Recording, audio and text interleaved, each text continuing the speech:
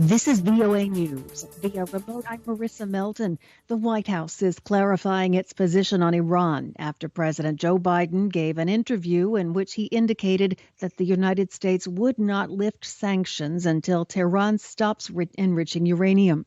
White House Press Secretary Jen Psaki told reporters Monday, just to be very clear, the president never said that exactly. Biden, in a television interview aired Sunday, nodded when CBS anchor Norah O'Donnell asked about lifting sanctions and whether Iran must first halt enrichment of uranium at a higher level than allowed under the Joint Comprehensive Plan of Agreement. The United States withdrew from the international agreement, often known as the Iran nuclear deal, under the Trump administration. The White House press secretary said Monday, quote, "I think if we were announcing a major policy change, we would do it in a different way than a slight head nod." She said if Iran comes into full compliance with its obligations under the international agreement, the United States would do the same. She said Washington would then use that as a platform to build a larger and stronger agreement. State Department officials are echoing that message and emphasizing they are discussing the issue with allies rather than seeking dialogue directly with Tehran.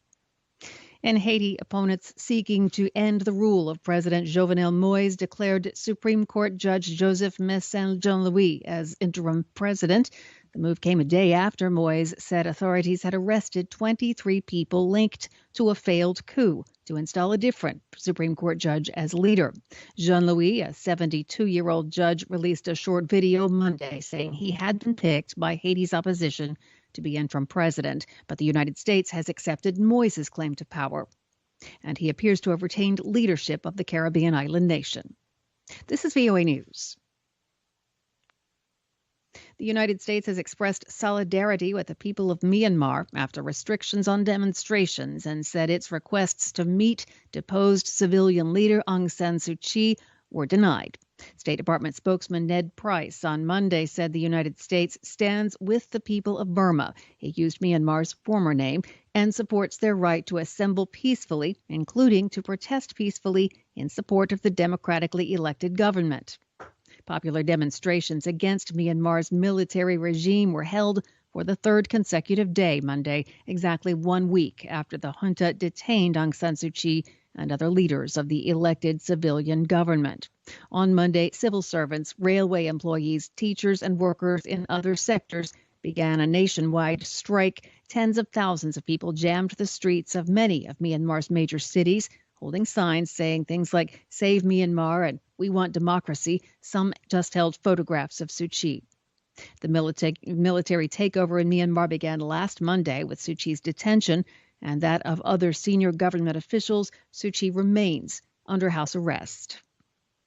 Emergency workers in India are racing against time to dig through mud and rocks, choking a Himalayan tunnel after a devastating flash flood killed at least 26 people.